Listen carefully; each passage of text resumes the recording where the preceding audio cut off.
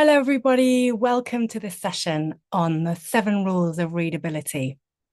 It's great to see so many of you here, which is interested in this subject, which is very close to my heart.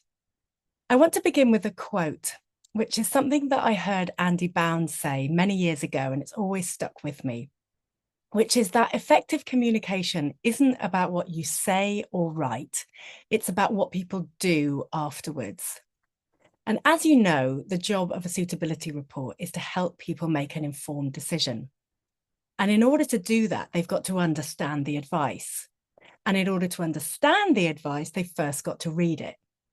So in essence, the value of your expertise rests on your ability to communicate. And yet this is often an area in which many of you struggle because it's actually really challenging to communicate something that you've spent many, many years studying and amassing in a way that is simple and clear to someone that doesn't really have that shared experience or expertise. But the good news is, with a change of mindset and some skills and some discipline practice and some support, you can actually make some pretty significant differences quite quickly. So that's the good news. But I'm afraid the bad news is that we really do need these changes because, unfortunately, a big chunk of people aren't reading our correspondence. This was some research that Vouch4 shared with me last November, so I'm afraid it is pretty current. That a third of clients don't read correspondence in full, which is really dispiriting, actually, because so many of you pour so much energy and attention and care into your reports and emails and letters, and to know that they're not being read in full is rather heartbreaking. So let's change that.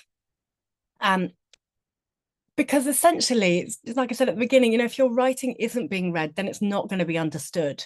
And if it's not understood, then we can't help clients make that informed decision or decisions or demonstrate compliance. But of course, it's not just about that. There are lots of other reasons why focusing on your readability is important. Yes, compliance. Yes, the duty. We all know about that. But also, when clients are thinking about, am I getting good value for money? One of the things that they think about is, well, can I understand the advice? Do I enjoy reading the documents? Do I enjoy reading the correspondence? So it's important that we do it from that perspective.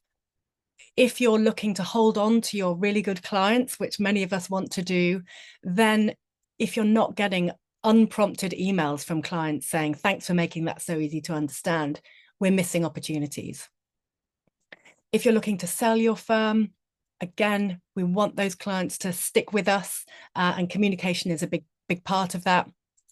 If you're worried about wealth transfer, so this is wealth moving out of the hands of your clients to spouses or to children, what Schroeder's research pointed to was that communication plays such a big part in this. Women want communication that is proactive, that is flexible, that is super clear, and understanding how we write in a way that increases readability is a big factor.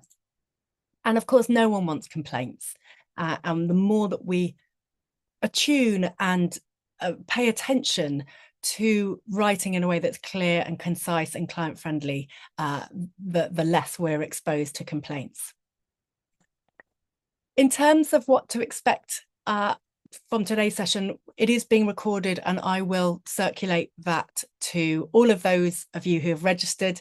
Do share it with your team if you'd like them to watch it and they're not able to join it. I really am on a mission to change those readability statistics. I'll take questions at the end. I am planning to talk for about 35, 40 minutes, so we'll have lots of time for questions, but I will be asking for your input as we go, and we'll be finished by 12.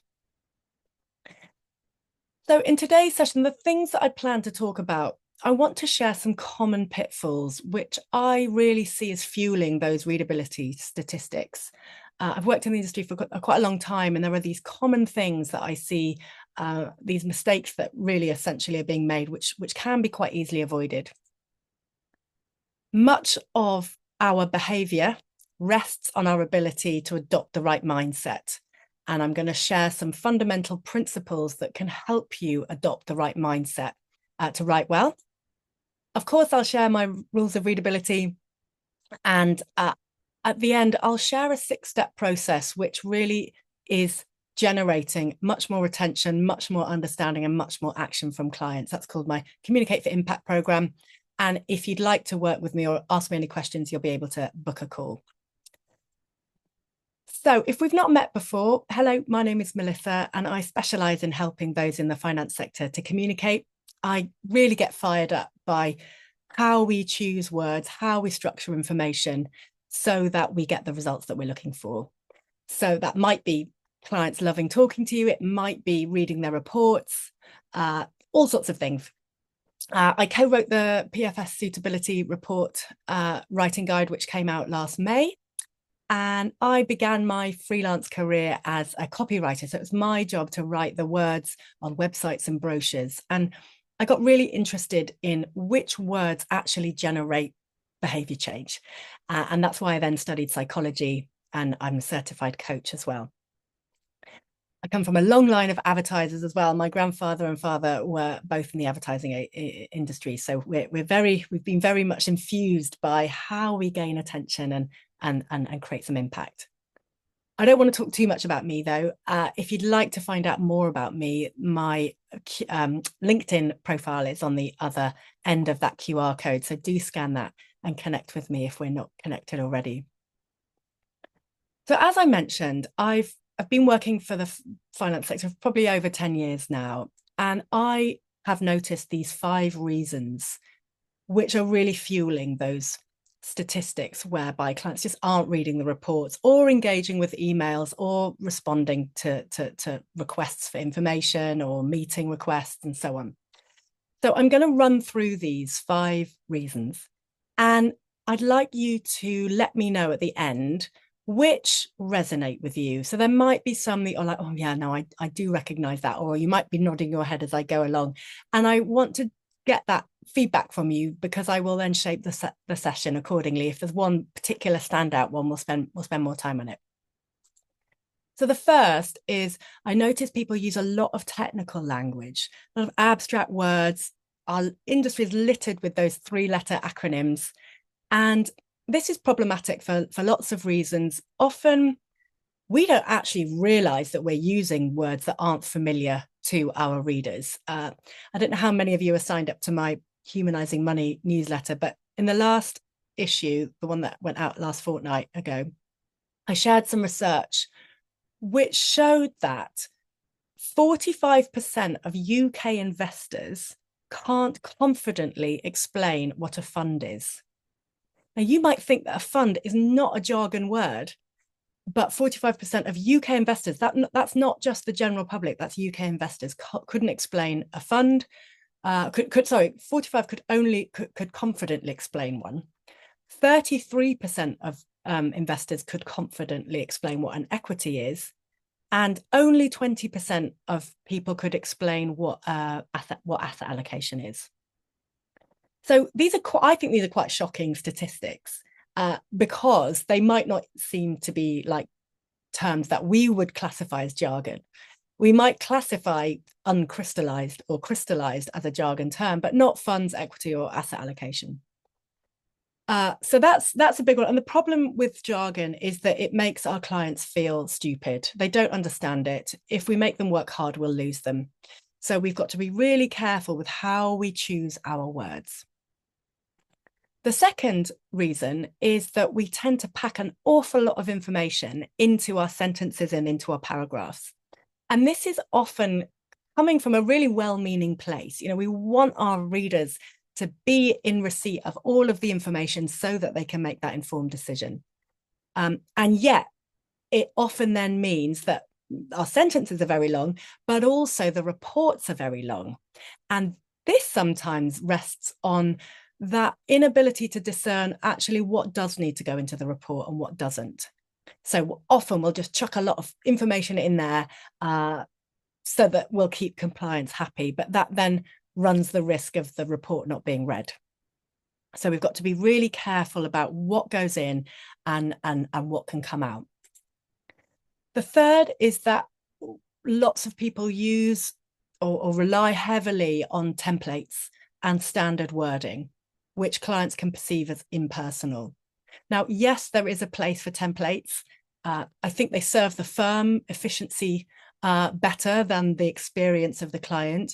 And what I know is that some clients just feel like they're just not that reflective of either the conversation that was had with the advisor, or they just feel like, oh, I just feel like I'm a cog in this big process and I don't feel very important.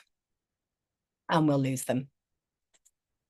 The fourth is that we can spend a lot of time on information. So a lot of time on kind of the words, the facts, and not enough time on what I would call communication, which is illustrating what we're saying, helping them get it at a glance. And there's a lovely quote from Sydney Harris, who was a journalist, who said, the words information and communication are often used interchangeably. Information is giving out, but communication is getting through. And I think we don't spend enough on the visuals, the structure, the layout, the getting through piece. And number 5 is that we just lack a simple process to gain attention and understanding and action. So which ones resonate with you? Which one do you think, oh yeah, no, I recognize that. Oh yeah, that's me. And if you wouldn't mind just setting your chat to everyone so that I can, you can be rest assured that you're probably not the only one.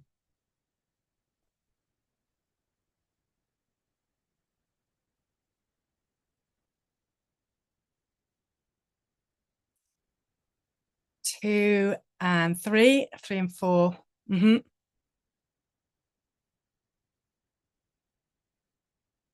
Number 4. Yeah. 2, 3, and 4. Very common, very common. All of them. Okay. Definitely mostly number 2, packing a lot of information. Yeah.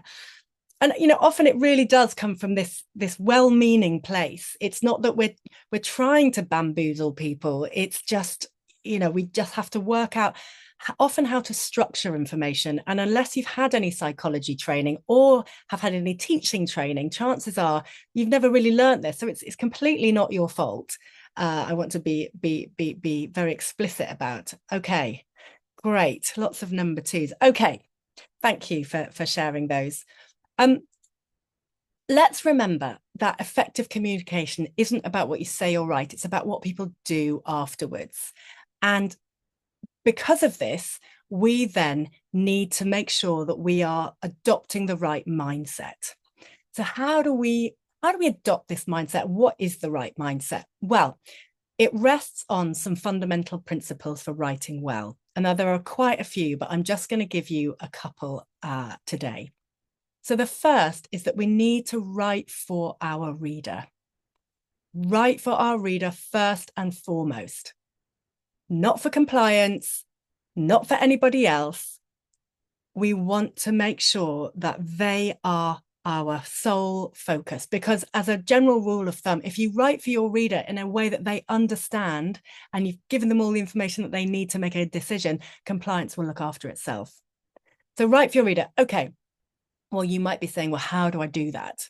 Well, what we don't need to do is hold them in our mind when we write. When you speak to any professional writer, they will always have their target reader in their imagination. And what that does is that then really helps us to strike the right tone. It helps us choose the right words.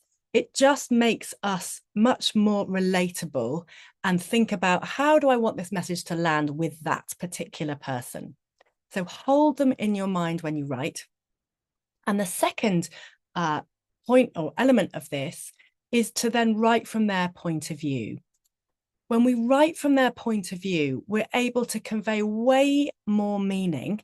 And when we convey way more meaning, we're more likely to get the action that we want. So we're not going to have to spend loads of time chasing or following up or nudging or, cajoling them to get back to us. They understand why this is important and why their life is going to be better as a result of it. So what do I mean? Well, I live in Bristol, and a number of years ago, they developed the docs. And this was the developer's office. So they developed the old warehouses into fancy apartments and flats. Now, if you were a passerby, would that sign mean anything to you? Wapping Wharf Marketing Suite. Marketing Suite, does that mean anything to you? My guess is it probably doesn't, because it's been written from the perspective of the developer. And because it's not being written from our perspective as a passerby, we're just going to ignore that and keep walking. But if they had said show home, now show home is written from the perspective of the passerby, of the reader, pedestrian, we would go, okay, I understand what that is. That means I can go in and have a look and see if I'd like to live there. More meaning, more action.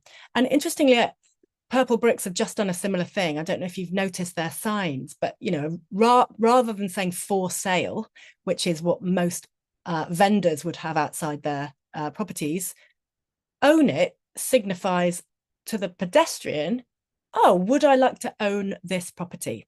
Again, more meaning, more action. So let's look at a typical heading in a report. VCT subscription recommendation. How might you show home this? What might you say instead that would signify to the reader, I understand what that means. I'm going to pay attention. How might you change that language?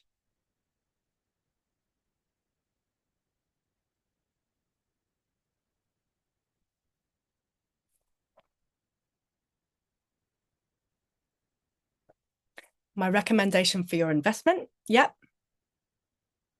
Take out the acronym. Excellent. Good.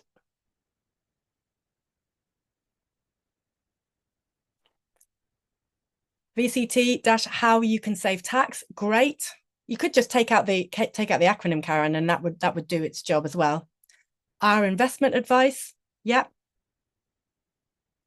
Would you like to save tax? Yes. Now that's probably what I would say. Your tax saving plan, because we're all interested in saving tax. Oh, and there's a plan. I am going to keep on reading. Yeah. So we're wanting to, when we look at our headings, think about, am I writing from the reader's perspective? When we do that, we're going to convey more meaning. We're going to get more action. So the second principle is that we need to write so our reader can fly through it. And this is because we have become a nation of skimmers, not readers. We have become this nation of having to read a lot of information on small screens, and our attention spans are really fracturing and narrowing. I don't know if any of you have read Stolen Focus by Johann Hari, but in it, he points to some research which shows that we can't now pay attention for more than 3 minutes without getting distracted. So 3 minutes, that's the time that it takes to boil an egg. And I think often we underestimate how important it is to grab someone's attention. I think we often think that because it's about someone's financial future or their money, that they're naturally going to be interested in what we're saying. And yet that often isn't the case, even though it's surprising. Often we have to learn how to grab and maintain attention. Otherwise, we're going to be ignored. And I was working with Toby, who had a brilliant first meeting with somebody back in October, and all sounding positive. She was making all the right noises. He was pretty confident that she was going to become a client. And he sent her a follow-up email following the meeting with some next steps, expecting to hear a response fairly soon. But the days rolled into weeks, and the weeks rolled into months, and he just was getting ghosted. He just didn't know where she'd gone. And then he started to think, well, what have I done? Have I offended her? And he didn't know how to follow up in a way that was professional, but wasn't pushy or sounding rude. Has anyone else been in that situation whereby a client just goes quiet on you? Maybe they're an important client and you're trying to either get some information from them or get some commitment from them. And it's actually really frustrating, isn't it? And I think we've all been there. And I think this is partly because we don't understand the importance, or no one's shown us, of how to grab attention and then how to make a compelling request. So if any of you are struggling with that, I've opened up my diary for 5 slots, and I'd be very willing to look at some of your follow-up communications if you'd like some help with that. But essentially what we were able to do with Toby is just change his subject line and change a few words in his request, and he got a response the next day, which really it's not uncommon. So I'm willing to work with you on some of that, because it's extremely satisfying. Okay, let's now look at the rules of readability. And really what we're wanting to achieve here is to give our clients the experience of eating a pot of Pringles, but healthier. You know, when they've read a line, they just can't stop. We're just drawing their attention down in the document. And by the end of it, they're thinking, oh, I feel smart and I feel like I can make a good decision now.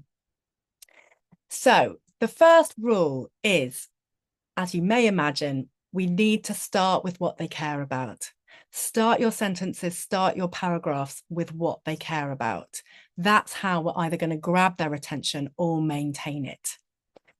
So, for example, to maintain your income, to make sure that those you care about, to reduce your tax bill. So when we start with what they care about, their attention is highest at the beginning of a document, at the start of a sentence. That's why, you know, understanding our reader and what they care about is important. The second is to choose your words carefully. Now, of course, this rests on holding your reader in your mind when you write. And this really goes a long way to then reducing that sort of incidence of us using technical terms and unfamiliar language. So choose your words carefully. Now, the rule of thumb here is to use normal words, not formal words. So try and use words that you would actually say. So start, not commence. Enough, not sufficient. As a rule of thumb, of course, if your client is someone that is quite, I don't know, let's just say elderly and quite formal in the way that they like to conduct business, then you would adopt accordingly. But the rule of thumb, write for your reader and then choose your words that are going to resonate most with them. So when we're coming to convey concepts, we want to use words that are vivid, not vague. In a moment, I am going to give you a word, and I want you to reply in the chat box with the very first word that comes into your mind that you associate with this word. So close your eyes. When I say seaside, what's the first word that comes into your mind? Don't overthink it. Beach, Ibiza. Okay, great. Lovely. Waves, lovely. Okay, next word. Crystallized.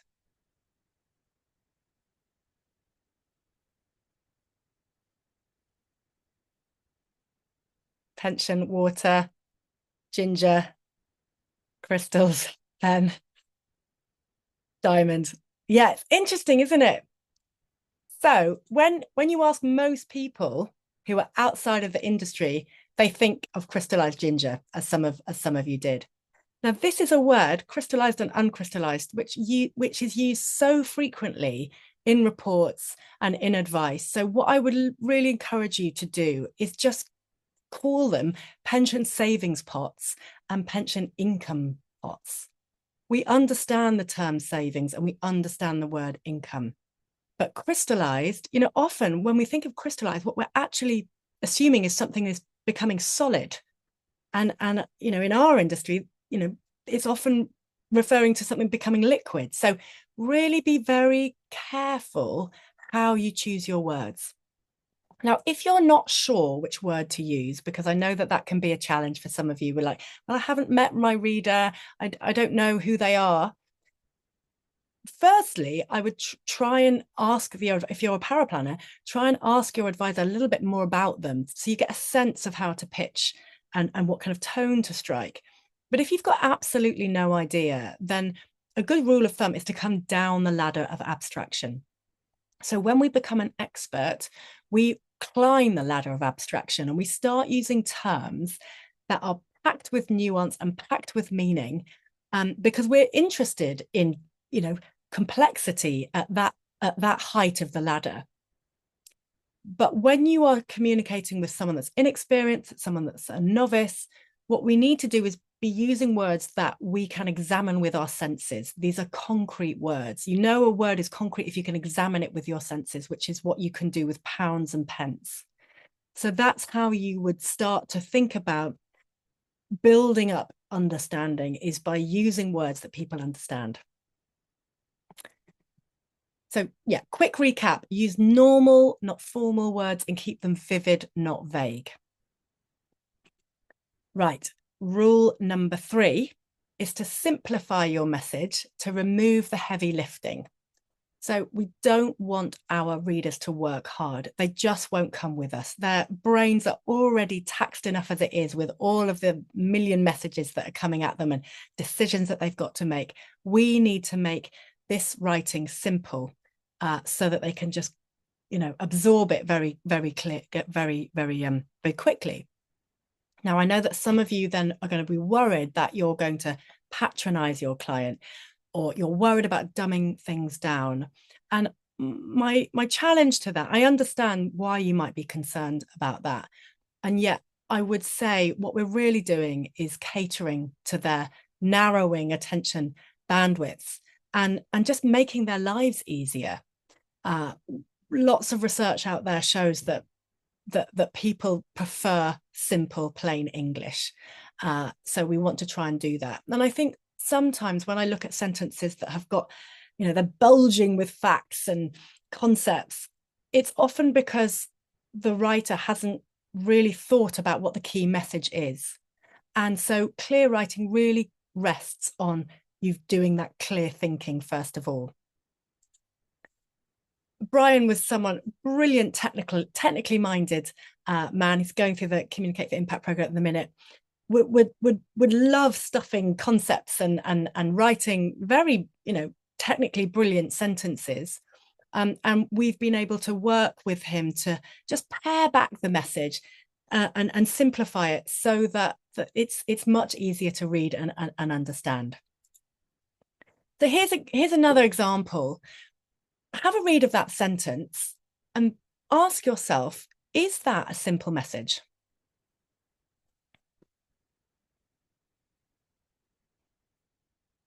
No, it's not, is it? Because it's got commencement, it's got crystallized, it's got an acronym, it's got marginal rate. Now, all of those things will mean lots more to you than it will to the reader.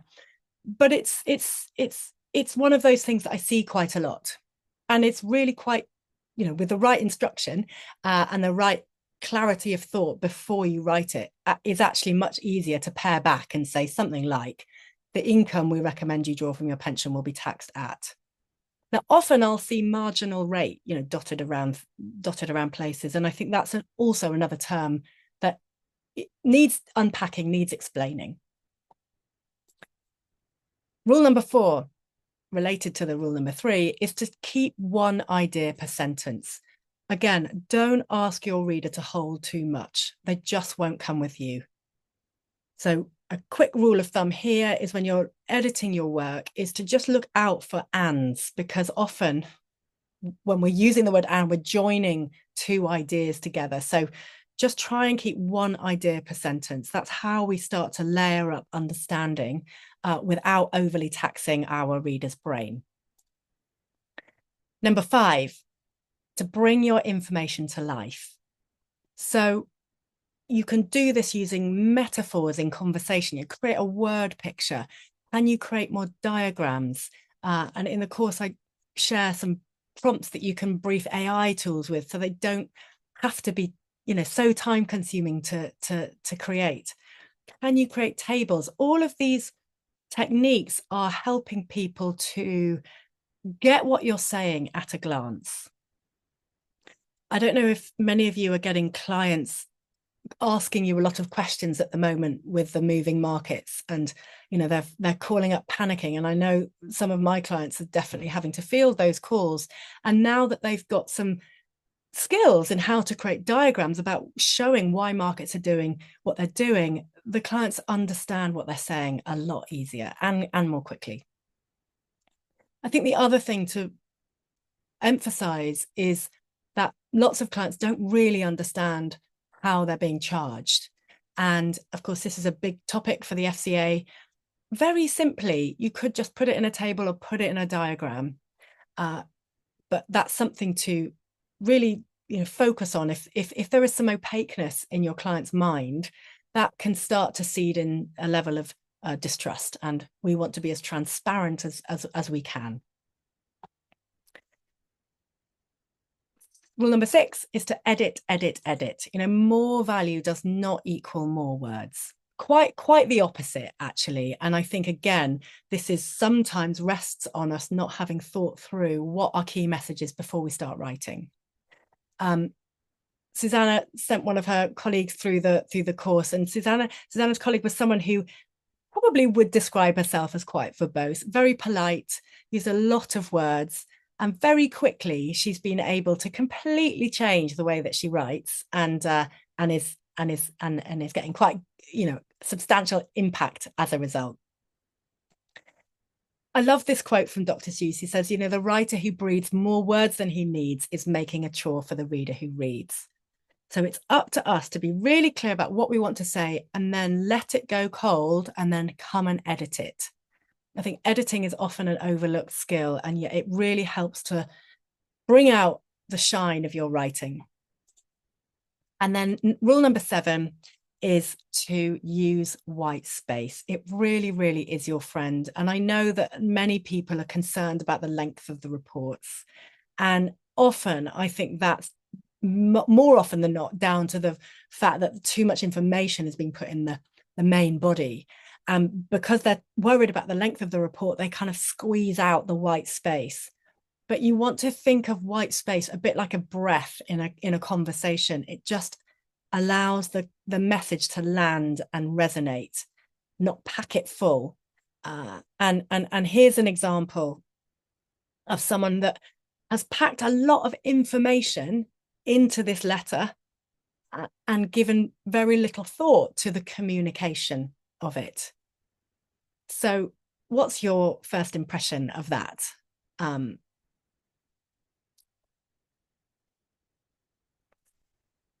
Lost interest, horrible, wordy, it's grim. I feel tired just looking at that document. And yet, someone has spent a long time pouring a lot of energy and research and so on into that document. So hopefully now, those I hope that they're becoming a bit of a thing of the past.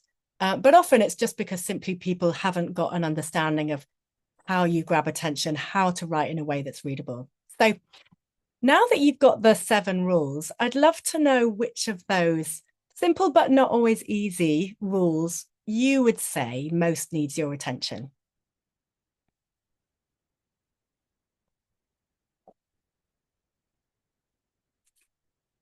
Number 4, bring your messages to life. Yep. Number 1, starting with what they care about. 2 and 3, choosing your words. 6. Yeah. Number 2. Oh, good. We've got a good spread. I like to see that. So, of course, readability is one thing, and it's a really important thing, as we said at the beginning, but actually helping your clients to understand the advice is another. And of course, this is what the regulation is asking of us. The FCA says we want consumers to understand the information that they're given in order that they can make timely and informed decisions. So Gareth was an example of someone whose reports were quite templated. He got a bit frustrated about the tone that they were striking. They were quite formal, used quite a lot of jargony words. And he went through the process, the communicate the impact process, and got an unprompted email from a client saying, thanks for making that so easy to understand. And he hadn't even got hadn't even got through the whole program. So that was super exciting. And again, Charlie had been struggling to get hold of a high net worth individual that was really important to their firm, used what she learned on the Monday and got a response the next day on the Tuesday. So I'd love to just share what these 6 steps are, because I think they're really, really important in terms of getting that engagement. So the first is that we start with attention. So yes, you can hopefully now all start your sentences with what readers care about. But there is quite a lot more to it, because even if you follow all the rules of readability, if they don't open your email or letter or report in the first place, we haven't got off to a strong start. The second is we focus on action. So this is about how do we craft those requests using psychology in a way that strikes the right tone, but then they can actually see why taking this action is going to be beneficial for them. Then we look at articulate. So how do we communicate these concepts? So it's not just information, so it's communication. This is where we really focus on the words that you're using. We bust that jargon out of your sentences. We look at diagrams, we look at AI prompts. Then we look at acts. So this is where we really help you to pare back your sentences and help you decide what needs to go in those reports and what can be left out. Then we look at assemble. So how do we make our documents look good so that they work well? You'll understand the importance of sequencing information, which again is something that you might not have ever come across if you haven't had any teaching background, but it's really important when it comes to client understanding. And then lastly, I don't leave you to just get on and fend for yourself. We have a lot of time to assimilate this and set up good habits for lasting success. So the way I've structured it is it's 6 modules spaced out so that you get the most opportunity to actually develop this mastery, really. And we have 6 calls. So these calls really are an opportunity to ask questions. I give you some more exercises. You can see how others interpret the assignments, because that's also another part of the program, is that I really want to be reassured that you can use these skills. It's not a course where you're just absorbing information. This is actually skill development. And so you get personal feedback. And this is really where you start. This is really where you get the accelerated learning. It takes about 3 months to complete. And we're kicking off on the 25th of April. And then the calls generally are every other Monday. And all of that for the princely sum of £397.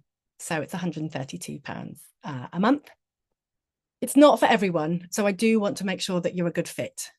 So do scan that QR code if you'd like to have a call with me and we can figure it out. And for the first 10 that join, you will also get my ACE Your Annual Review pack, because some firms are struggling to get their clients to their annual reviews. And I think a large part of that is down to the communication. It's down to the way that the meeting is being positioned in the mind of the client. So that's a whole pack of resources there. So let's go through what you can now do, hopefully, and then we've got some time for questions. So those common pitfalls, hopefully you are aware of them now, which means that you're more likely to be able to avoid them. Using too much jargon, writing long sentences, long paragraphs, which then mean that your reports and documents are very long. Using or being over-reliant on templates, which can be perceived by clients as impersonal. Focusing a lot on the information, not so much on the communication, and not having a process in place to really drive that attention and understanding and engagement. Hopefully now you've got some guide rails really on how to adopt this right mindset for effective writing, which is write for your reader, hold them in your mind and write from their perspective. Remember, when we write from their perspective, we're more likely to convey way more meaning, and that's going to lead to more action. Recapping my 7 rules of readability: start your sentences with what your readers care about, choose your words carefully, simplify your sentences, keep one idea per sentence, bring your information to life, and edit ruthlessly and use plenty of white space. And now you can recognize those 6 steps, which I took you through, which is attention, action, articulate, acts, assemble, and assimilate.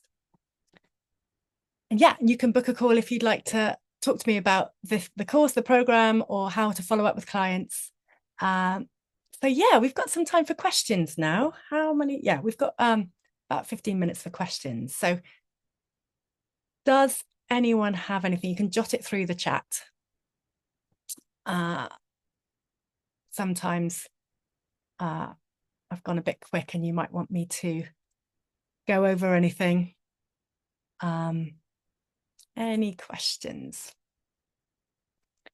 I'm glad to see that we've got a range of things, a range of rules that you're all going to focus on. How do you get the compliance bits in? Well, a lot of what we are, the compliance bit really is, you know, when you're thinking about what needs to go into a report, if we're talking about a report, you know, it's the client objectives, it's what your recommendations are and the disadvantages of those recommendations and the risk and the costs and the charges. So there isn't that's what needs to go in. And I think, you know, if you're wanting to include a lot of technical detail, put more of that heavy detail in the appendix. So yeah, but brush up on what actually needs to go into the report. I know that there are some specific details around pension transfers that do need to go in. And I'm not a compliance expert, as you know, I'm a communication expert, but I'm not saying that you're writing in a way that isn't compliant at all. I'm just saying that I think we need to amend the balance, because very often reports have been written with compliance at front and center, and the reader has sort of had to play second fiddle, and I think that's why they're not being as read as much as they could be. Kate, sorry, the slides won't be available, but the recording will be available. Thank you for the presentation, super helpful. Oh, great.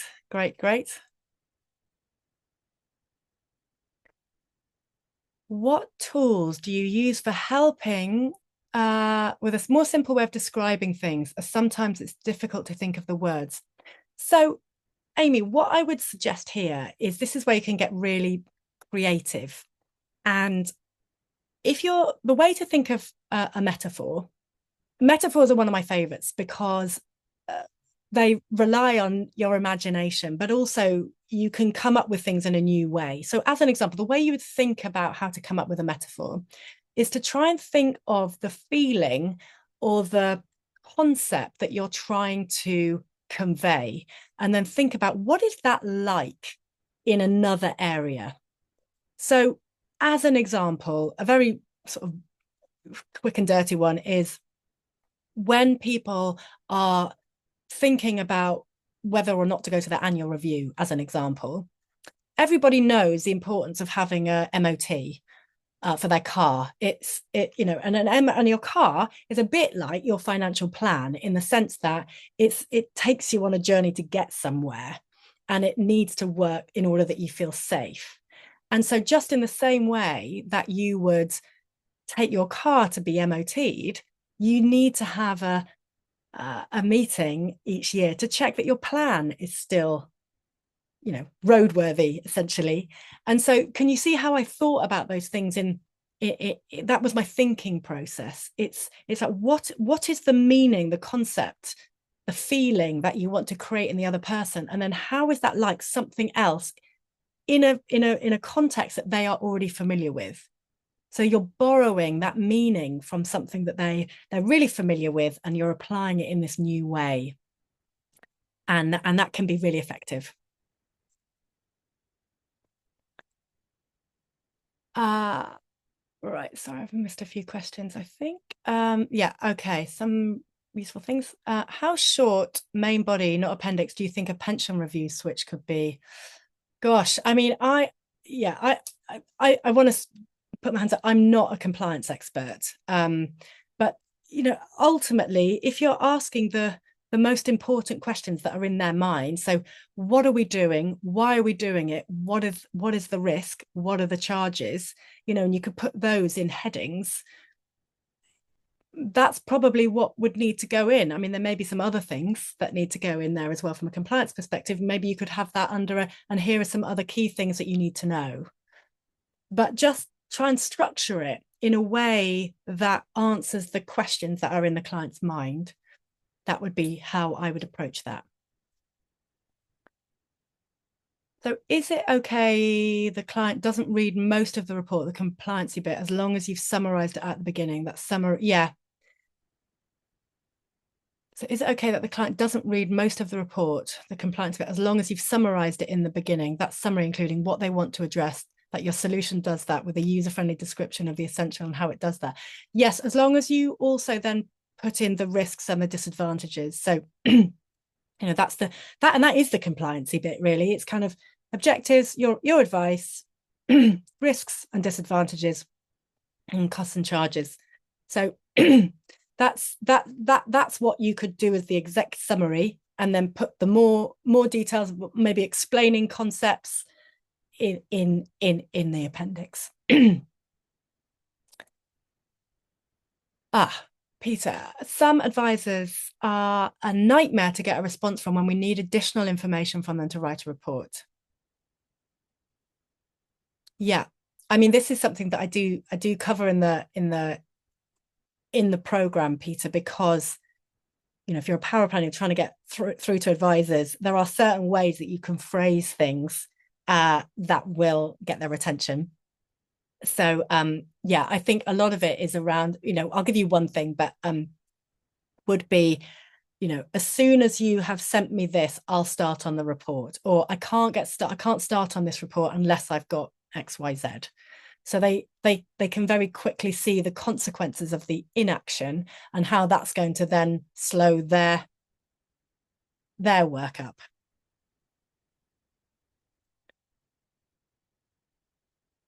The car analogy is a good one. Most people only want to drive it and not worried about what's going under the bonnet. Yes, exactly. And also, Clive, I think the reason why I like that one is because we all want to feel safe and secure. And, that's essentially, what the financial plan is doing. So I'm sure you'll all come up with your own, but that was the thinking process that I went through in order to arrive at that. And maybe that's not an original metaphor. Maybe someone else has thought of it already. But yeah, I was really interested in why aren't clients wanting to go to their review? And I knew that, lots of firms are struggling because the FCA is requiring to have firms show that they have had their reviews. So what's the disconnect? Why aren't people wanting to go? Does anyone else have any questions?